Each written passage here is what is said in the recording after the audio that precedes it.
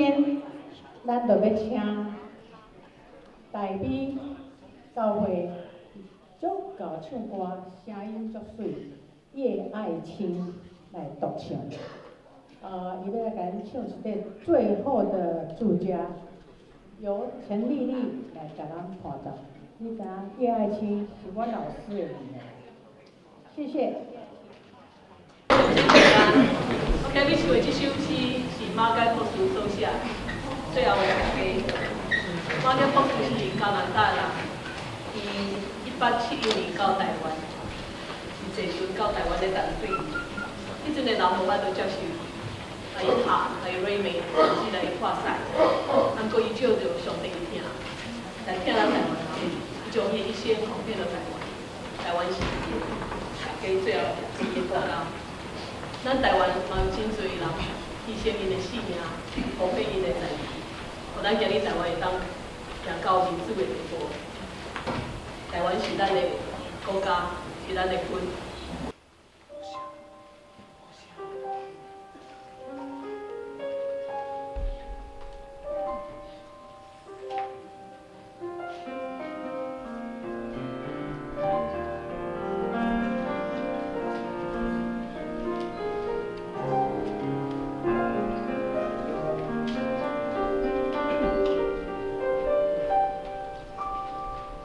我做起所听想的台湾。